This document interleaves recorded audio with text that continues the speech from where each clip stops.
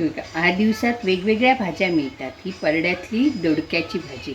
दोडक्यासाठी ही साधी करणार आहे भाजी. ह्या भाजीसाठी मी ही तुरडाळ आणि मूगडाळ भिजत घातलेली.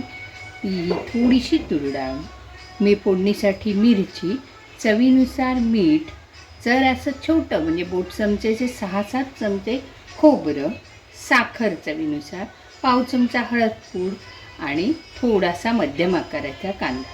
या दोडक्यापासून आपण वेगवेगळंही करू शकतो. दोडक्याच्या शिरांची चटणी, दोडक्याची रसभाजी.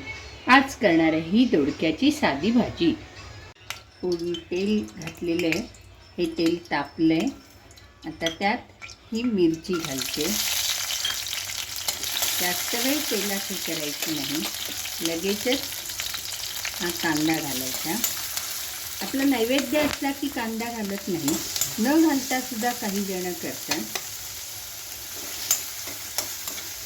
कांदा शिजण्यासाठी त्याच्यावर थोडंसं मीठ घालायचं.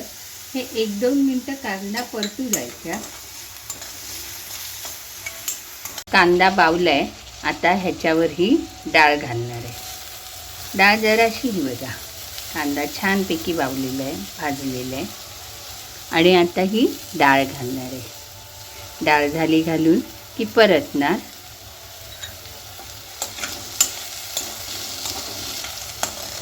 ही भाजी पटकन शिजते.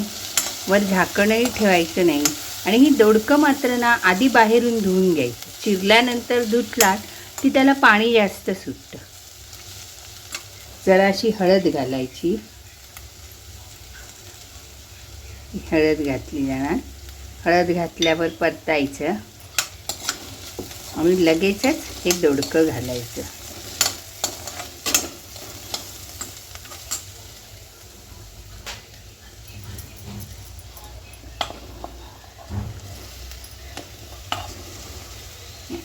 हे दोडकं घातलं की परतलं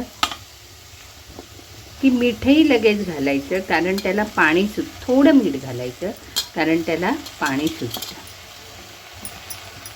हे बघा, दोडक्याच्या ह्याच्यावर मी जरासं झाकण ठेवलं आणि पटकन पाणी सुटलं. पण खोबरं घातल्यावर हे होणार. आता मीठ घालते. झाली तयार भाजी. मीठ, हे खोबरं,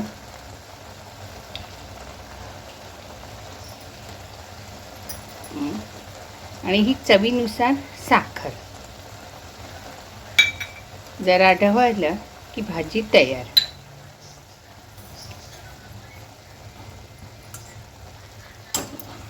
झाली दोडक्याची भाजी तयार. अगदी 3-1 मिनिटात होते. कोण मसाला घालूनही करतं. हां,